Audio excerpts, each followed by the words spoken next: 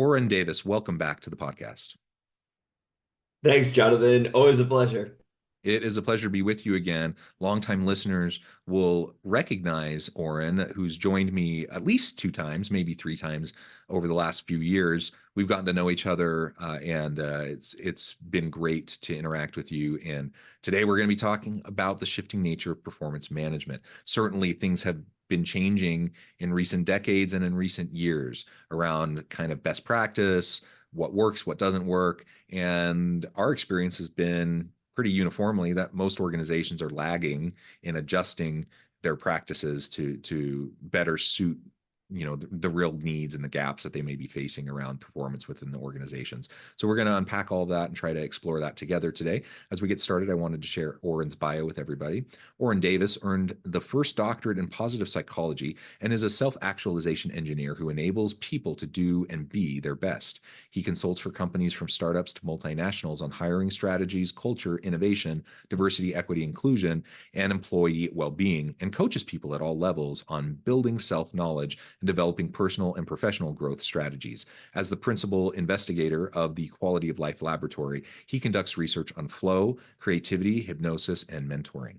Dr. Davis teaches business at Columbia University and gives workshops and lectures globally about human capital, creativity, and innovation, and positive psychology. He is a startup advisor who helps early stage companies enhance their value propositions, pitches, culture, and human capital, and writes and speaks avidly about human capital, creativity, and innovation, and positive psychology. And that's really a brief introduction, or anything you would like to highlight by way of your background or personal context before we dive on in further. Among other things, I've been doing a lot of work with companies, especially a lot of startups lately, on how they do their hiring and looking at how we can do more with D&I, diversity and inclusion, because we've got a backlash against it. We're now trying to, push back against that backlash because it really has got a lot of important principles that we need to be following. So I'm trying to be at the cutting edge of that and doing some new work on that, and possibly even ways of measuring diversity and inclusion. Yeah, excellent, excellent. And in the pre-interview, we were chatting, thinking maybe we would focus on the hiring piece. We decided to focus on the performance management piece, but they really are part of the same thing, right? Yeah, it all goes together. It all goes together. And, some of what I'm thinking is, the book and then the movie Moneyball. For anyone who's seen that, or if you've seen that recently, I love that movie just in and of itself. It's a great movie. There's a reason why it was a Best Picture nominee. It was just a really great movie. But from a HR and people management perspective, there are just so many great things there, and part of it comes back to really the nature of, like, do you know what you need on your team? That feeds into your recruitment, into your hiring practices, your onboarding, your performance management, et cetera, et cetera. It feeds into all of it. And so Definitely.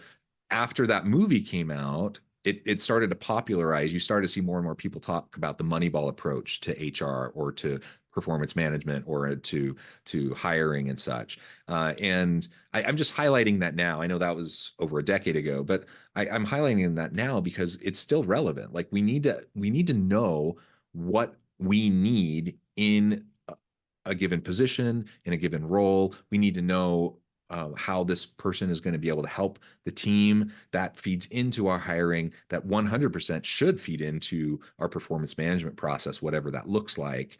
And it's only once we have clear objectives and metrics, and then we measure them, that then we can do meaningful performance management. So anyways, on the outset, I just wanted to kind of draw that connection, because sometimes we think of these as completely separate things.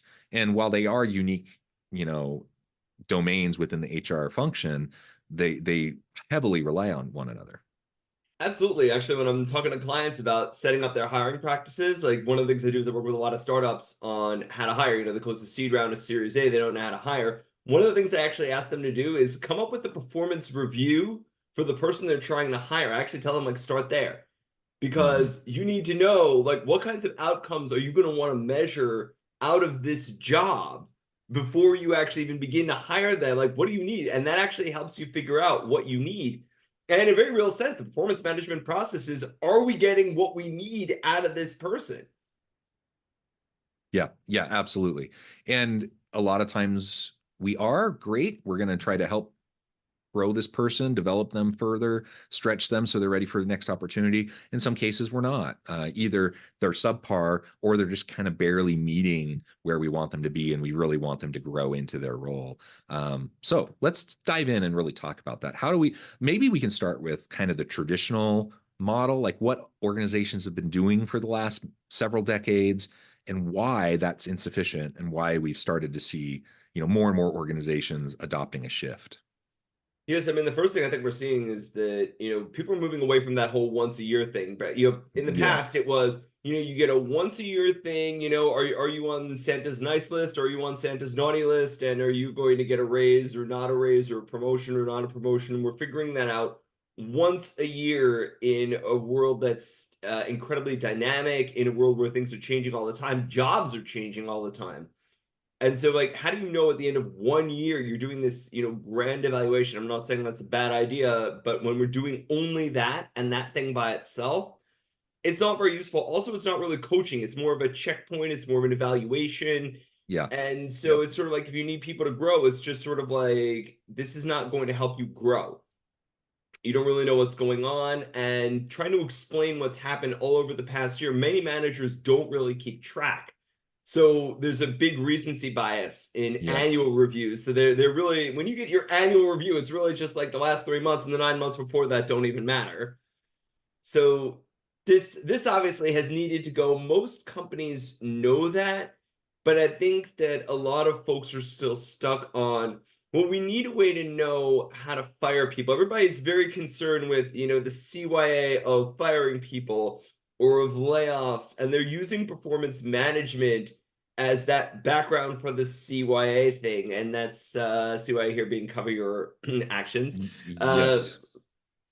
and that's not really the way to do performance management. If we want to manage performance, we really need to talk about how we're improving performance, focusing really on coaching instead of on evaluating. And like basically, if you're doing performance management correctly, nobody should be getting fired on the basis of performance management systems. Right. Yeah. Oftentimes, what performance management has been, like you said, it's a way to cover your butt. It's a way to kind of post hoc justify why you're getting rid of somebody. But it's also a huge problem from an employment law litigation standpoint. So often, what you see in performance management documentation doesn't even line up, right? Like Yep. someone who's gotten like multiple years in a row of like exceeds expectations, and then you're trying to claim you let go of them for performance issues, right? And so while I think it's been a checkbox largely for a lot of organizations from like a compliance standpoint, from a rightful termination standpoint, et cetera, it actually has hurt many organizations because it doesn't actually line up. So on that basis, once a year performance appraisals just don't work. I've heard the argument, well, is it better than nothing? And I don't know. Like maybe it is better than nothing, but I'm not sure it is better than nothing. I'm thinking right now, my own personal experience as a professor, I'm at an institution and we have performance management that still functions in the form of annual performance reviews. So we have our normal, like for tenure track faculty, you have your third year review, your tenure review, full professor review, but in between we have annual reviews as well. Um, and, maybe that's better than not having anything on an annual basis, No, but, it's not. And the but cobbler's children are going barefoot. yeah, but I think for the most part it doesn't, because it gives this facade of like we are being attentive to the needs of our people. We are coaching based on performance. We're training based on performance. We're making hiring decisions based on performance. Blah blah blah. Like we make all these assumptions about these annual performance reviews, to justify them and to say how valid they are. But are they actually better than doing nothing? Oftentimes I think the answer is no. And I think we're actually hurting ourselves because we have this false sense of security that, oh, we do performance management, we have a system, so that means we're on the right track. But I can tell you, not to throw my university under the bus, but our performance well, I guess I will throw my university under the bus. You can We're a throw bit any of it's university under the bus like this. They almost all do the same thing. the performance management system for faculty. It's a joke. The timeline's a joke, the process is a joke, the value of it and like what we get out of it is a joke. And I say that as a department chair, one of my duties is to do these performance reviews for my faculty. So I do what the university requires me to do in terms of the annual performance appraisal, but I know full well it's a joke. Like it doesn't work as it is. And so as a department chair, what that means for me is I proactively have to, on my own, go above and beyond, to do something meaningful. I have to go above and beyond what the expectation is. I have monthly one-on-ones with each faculty member in the department.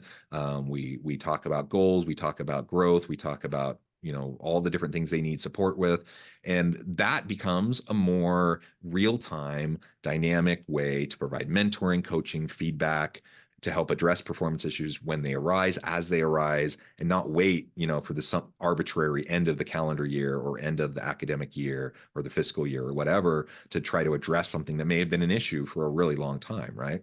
Absolutely. And so you bring up two really important things there. One of them, the second one here is actually the idea that when there are performance management issues, what we end up doing most of the time is we tell people, don't do that, or that was bad.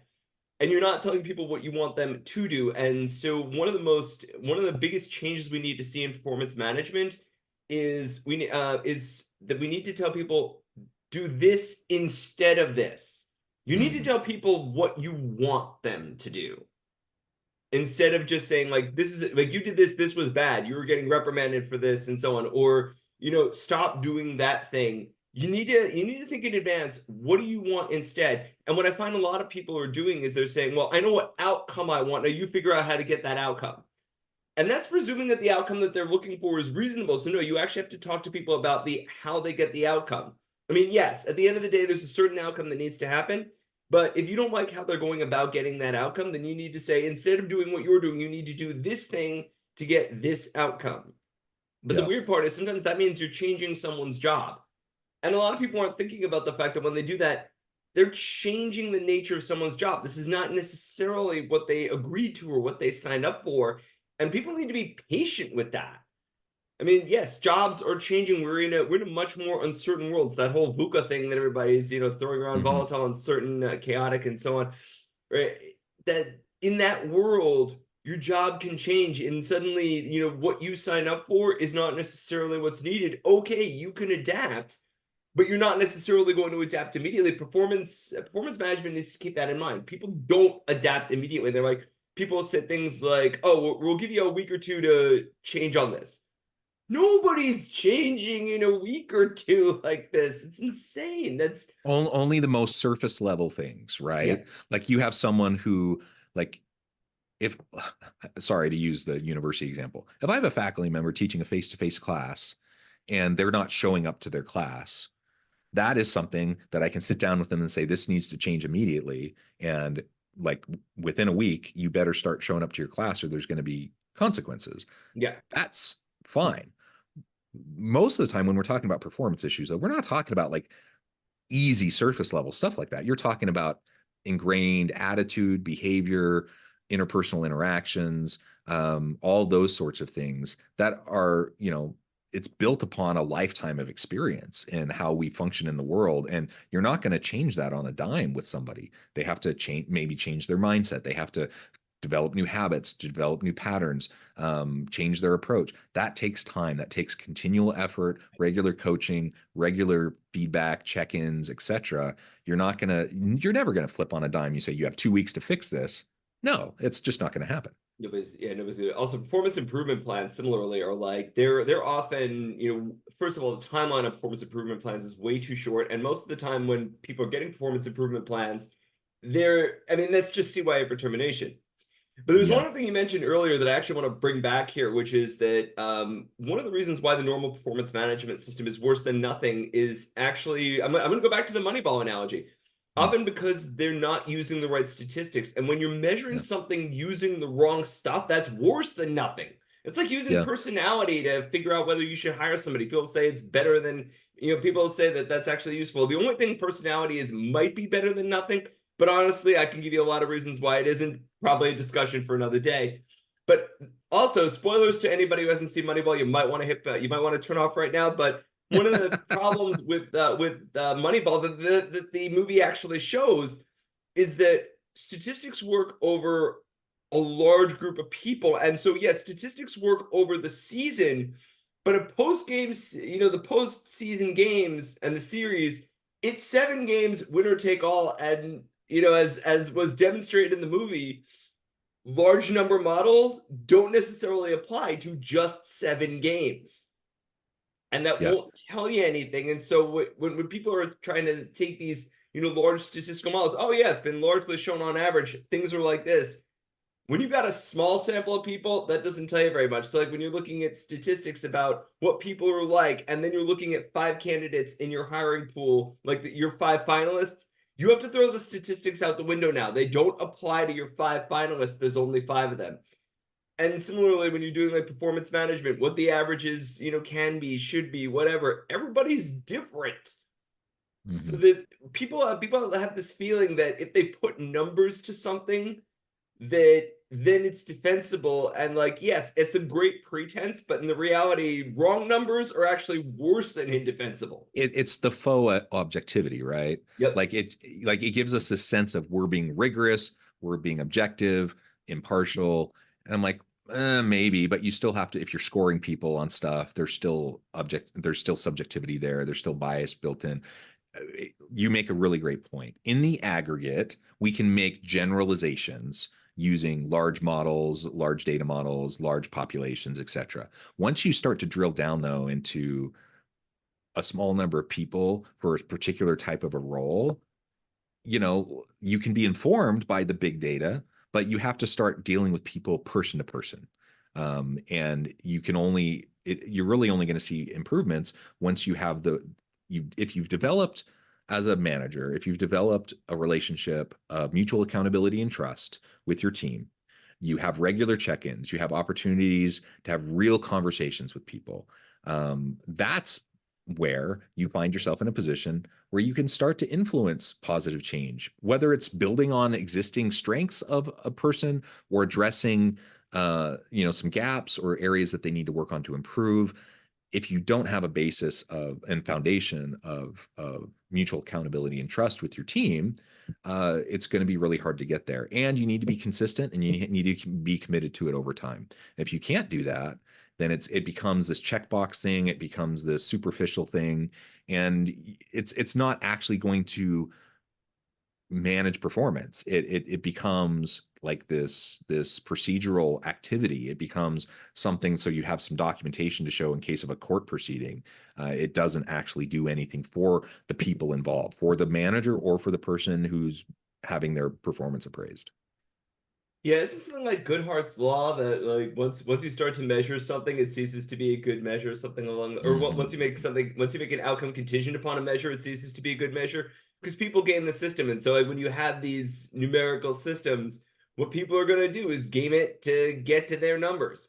And funnily enough, we were actually talking earlier about the backlash on DEI, and one of the things that with that is that it's that people got too obsessive about the numbers. People start gaming the numbers, and that's not how you do diversity and inclusion. But it's also not how you do performance management.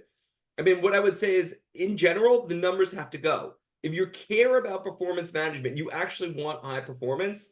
It's all coaching. It's exactly what you said about what you're doing as a department chair. You want a good department, and as I understand it, you've got a great department, one that's actually hitting the news quite often. And part of that's because when you're doing performance management, you're coaching people, once a month. That's how you get performance. It's not the numbers, and it's not, holding people to numbers or doing these annual reviews. Is the fact that you're going to have a great group when you're constantly working with everybody, making sure they're growing, making sure that they're getting the feedback that they need. And also, like, again, something that the late Peter Taylor, may rest in peace, he actually had a great system for this, plus Delta. Here's what's Mm. going well. Here's what is great. Keep doing this. This is good. And actually, mention this is good. And then Delta, go from this to this. Start changing some things. Change this thing to that thing. But that's the prep that managers need to do before they walk into the meeting. It's go from this thing to that thing. And I think that that planning is one of the most important things that we need to add to performance management today. Even if you are going to continue doing the annual review, because big companies, they're very slow to change. At least have the managers come in and prep that with what they want to see happen, instead of just don't do that or stop doing that. Change this thing to that thing, replace this habit with this one, and then actually give people the time to adapt. Human beings were extremely adaptable, something I find a lot of folks are not taking into account. So assume the adaptation. People can change, and by the way, they can even change when they don't necessarily agree with the change. So if you find Yeah. yourself in a situation where you got to do certain things to make your job work, we can do that. Even if we don't like those things, even if we don't want to, we can do what we need to do. So and that's another thing I think people really need to keep in mind. We can do what we need to do, even if it's not what we want to do. We do it all the time. Yeah, yeah. Well said. Well, Orin, there's so much more we could talk about here, but I know at the time I need to let you Yeah. go. This will have to be it for today. But before we wrap things up, I wanted to give you a chance to share with the audience how they can connect with you, find out more about your work, and then give us a final word on the topic for today. Sure. So folks can get in touch with me via the Quality of Life Laboratories. That's www.qllab.org, QLLAB.org. And almost all my work, my research, my consulting, it's all up there. People can find me there mostly. Occasionally post on my blog on Medium. You can, again, find the link to that through my website. Got some exciting new stuff coming down the pike this year. Some stuff on flow, some stuff on diversity and inclusion, some stuff on performance management, which will hopefully be showing up later this year. It's very exciting, and looking forward to hearing from folks. Wonderful. Orin, thank you so much. Oh, go ahead. I was gonna, yeah, yes, for last word, I was gonna say, like, the key to performance management is really coaching, not defense. Like you're looking to build, you're not looking to protect. I love it. That's a great way to end. Thank you so much, Orin. It's been a Thank pleasure. you, Jonathan. Always a pleasure. I encourage the audience to reach out, get connected, find out more about what Orin can do for you. And as always, I hope everyone can stay healthy and safe, that you can find meaning and purpose at work each and every day. And I hope you all have a great week.